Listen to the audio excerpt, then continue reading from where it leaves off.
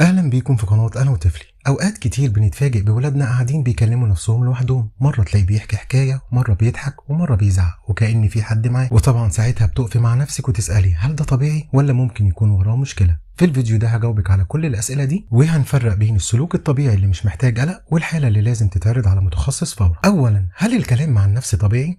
ايوه، في اغلب الحالات الكلام مع النفس عند الاطفال طبيعي جدا، وخصوصا من سن 2 ل7 سنين، وده بيكون جزء من نمو خيال الطفل وقدرته على التعبير، لان الطفل في السن ده بيكون عنده خيال واسع ولسه بيتعلم يعبر عن مشاعره وافكاره، واوقات بيكلم نفسه عشان يحل مشكله او يعيد موقف حصل له، واوقات تانية بيكون بيمارس اللعب التخيلي، وده مفيد جدا لنمو العقل. طب امتى بقى نعتبره خطر؟ خلي بالك من العلامات دي لانها ممكن تشير لمشكله اكبر. لو طفلك بيتكلم مع نفسه بشكل مفرط جدا طول اليوم، او لو بيرد على اصوات مش موجوده، او لو بيقول حاجات غريبه جدا او عنيفه، او بيكون بيعزل نفسه عن الناس ومش بيتفاعل مع اللي حواليه، او عنده مشكله في التواصل البصري او تاخر واضح في الكلام. في الحاله دي الافضل طبعا نستشير دكتور متخصص. طب ايه هي الاسباب اللي ممكن تخلي الطفل يتكلم مع نفسه؟ اولا، اللعب التخيلي الطبيعي، وده مش محتاج قلق. تاني حاجه، الوحده او قله التفاعل الاجتماعي. تالت حاجة، الضغط النفسي أو التوتر في البيت، وكمان مشاهدة محتوى فيه شخصيات بتتكلم مع نفسها، وممكن يكون اضطرابات زي التوحد أو اضطرابات فرط الحركة وتشتت الانتباه. طب إزاي تتصرفي لما تلاقي ابنك بيكلم نفسه؟